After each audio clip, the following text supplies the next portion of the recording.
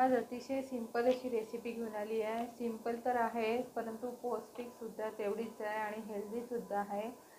मुलांना कसं नवीन नवीन जर पदार्थ करून दिले किंवा काही हेल्दी आणि पौष्टिकसुद्धा जर करून दिले ना, मुलं सहज खातील। शक्यतो तुम्ही मुलांना बाहेरचे पदार्थ नका देऊ, घरीच खूप छान पदार्थ होतात। तर तुम्हाला माझ्या रेसिपी बघायची असेल आणि त्या गृहिणी किचनला सर्च करा आणि माझ्या रेसिपी बघा, खूप साध्या आणि सिंपल असतात। आता तुम्हाला ही रेसिपी कशी करायची आता आतुर लागली असेल तर मी तुम्हाला पटकन सांगत आहे। इथे आपल्याला काय घ्यायचं आहे, गाजर घ्यायचं आहे। गाजर मी छान किसून घेतलेला आहे। गाजर घेऊ शकता, शिमला मिरचीसुद्धा ती पण तुम्ही किसू शकता किंवा पत्ताकोबी, ज्या कोणत्या भाज्या असेल तुम्ही घेऊ शकता। बीटसुद्धा घेऊ शकता, परंतु माझ्याकडे ज्या होत्या त्याच मी भाज्या इथे घेतलेल्या आहे। गाजर छान शिजलेला आहे, किसून घ्यायचं आपल्याला। आता एका साईडला काय करायचं, शेंगदाणे आपल्याला थोडेसे बारीक करून म्हणजे भाजून घ्यायचे सुरुवातीला आणि नंतर मग जाडसर असा कूट करून घ्यायचा आहे। इथे बटाटे उकडलेले आहे, 2 किंवा 3 बटाटे उकडले। इथे गाजरसुद्धा किसलेलं आहे आणि शिमला मिरचीसुद्धा किसून घेतलेली आहे। आता आपल्याला बटाटे कसे मॅश करून घ्यायचे आहे। आता कढईमध्ये थोडंसं तेल टाकायचं, त्यामध्ये कांदा टाकायचा आपल्याला। कांदा आपला थोडासा होऊ द्यायचा, थोडासा ट्रान्सफर झाला की लगेच मग त्यामध्ये बाकीचे साहित्य आपल्याला टाकायचे आहे। आता त्यामध्ये आपल्याला किसलेलं गाजर टाकायचं आहे आता आणि शिमला मिरची टाकायची। ज्या भाज्या असेल त्या तुम्ही त्यामध्ये टाकू शकता, असं नाही की सर्वच भाज्या आपल्याकडे असायला हवं असं नाही। तुम्ही कोणत्याही भाज्या त्याच्यामध्ये टाका का जेणेकरून मुलांच्या पोटामध्ये जायला हवं। आणि ते थोडेसे हिरवे मूग होते ते सुद्धा मी त्यामध्ये टाकलेले आहे, होते म्हणून टाकले। जेव्हा तुमच्याकडे नसेल तर नाही टाकले तरी चालेल। आणि थोड्या भाज्या आपल्याला कशा परतून घ्यायच्या, जास्त होऊ द्यायच्या नाही आहे आपल्याला। आता त्यामध्ये परत आपल्याला काय टाकायचं आहे, बटाटा टाकायचा आहे। जो आपण बटाटा मॅश करून घेतला होता ना तो टाकायचा, किंवा तुम्ही किसणीने सुद्धा याला छान किसू शकता, एकजीव करू शकता आणि नंतर त्याचा उपयोग करू शकता।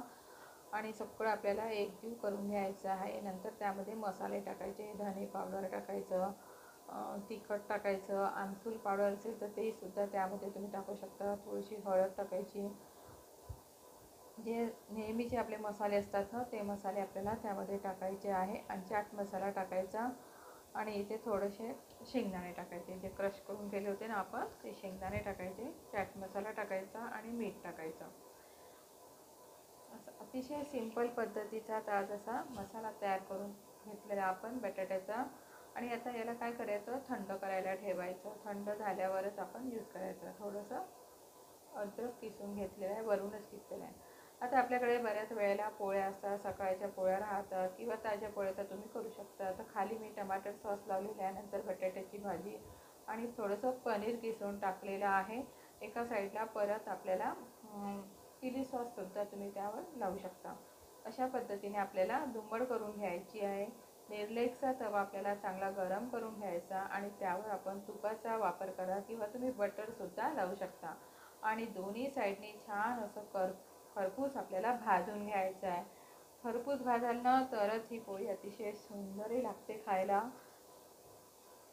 आणि नंतर काय करायचं, आपल्याला एका प्लेटमध्ये काढून घ्यायचं आहे। वाह, काय सुंदर झालेलं आहे।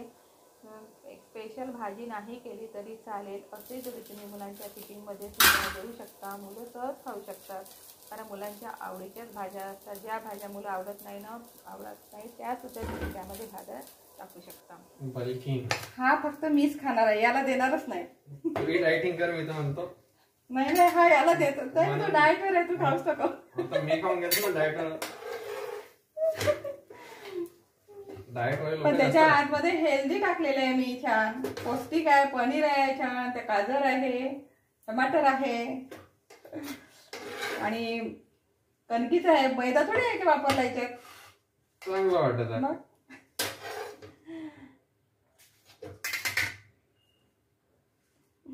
चल घे, चला। कसं वाटलं आजचा व्हिडिओ तुम्हाला? नक्की लाईक करा, शेअर करा आणि सबस्क्राईब करा। लहान मुलांना नक्की आवडेल हा नाश्ता, नक्की करून द्या तुम्ही आणि सबस्क्राईब करायला विसरू नका।